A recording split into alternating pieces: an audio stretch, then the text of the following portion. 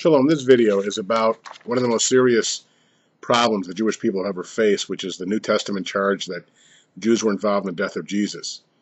Now, I know that there are many people that take the New Testament literally and say that it's completely true, and not much I can say to people like that, other than most scholars reject this idea completely. It's led to the death of millions of Jews.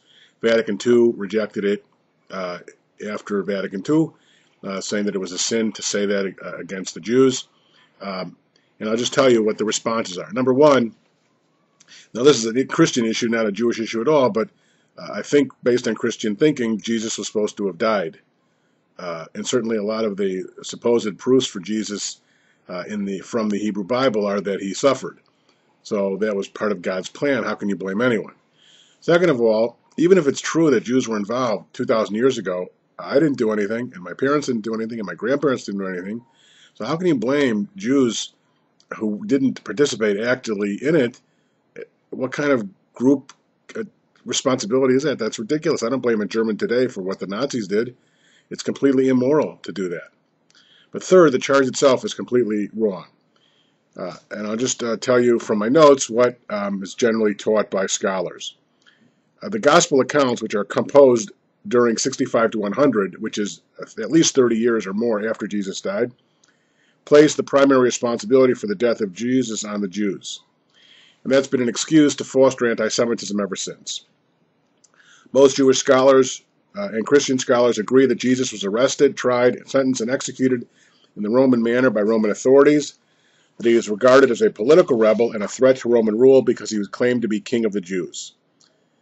Since the trial narrative was not written from an historical perspective as we understand it today, it is inconsistent with the little that is known of the period from sources other than the New Testament.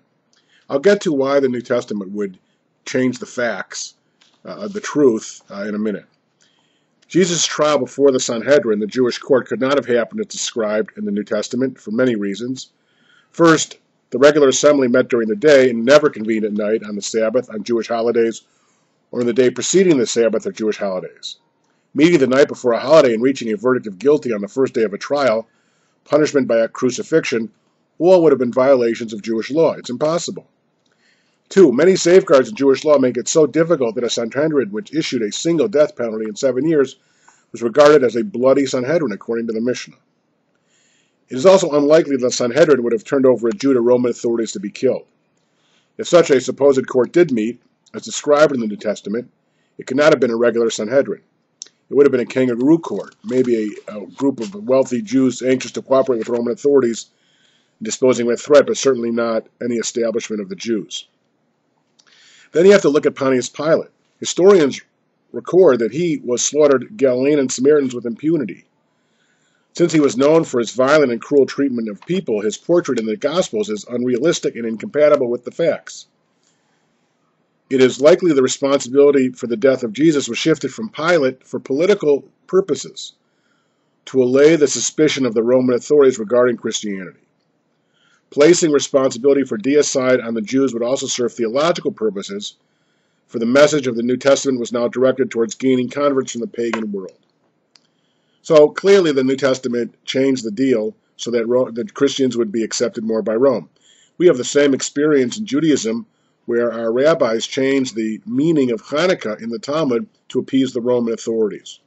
Also, the author of the book of Daniel changed the story of Daniel from the time of the Greeks to pretend it was in the time of the Babylonians to not upset the Greek authorities. This happens all the time.